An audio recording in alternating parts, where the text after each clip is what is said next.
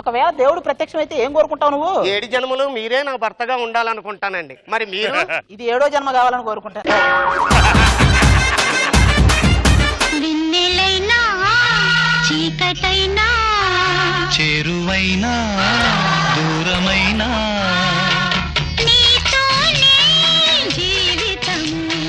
శేషు, వరదల్లో కొట్టుకుపోతున్న నన్ను ఇంటికి తీసుకుపోయి కంటికి రెప్పలా కాపాడే శేషు. తెలియక దాన్ని నేను పెళ్లి చేసుకున్నాను లక్ష్మి. పెద్ద తేడా ఉంటుంది.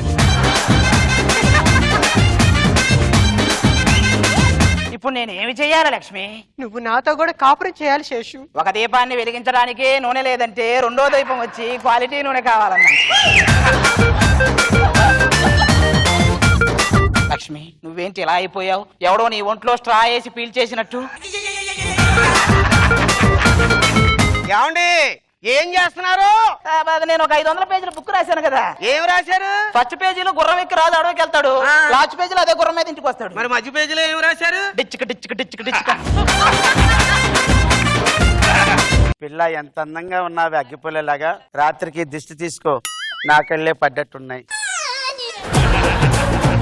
మా అమ్మ నాన్న నాకు ఒక మంచి పేరు పెట్టారు, ఆ పేరుతో పిలవచ్చుగా. ఏంటో నీ పేరు? మిత్రబిందా. మీ ఈటీవీలో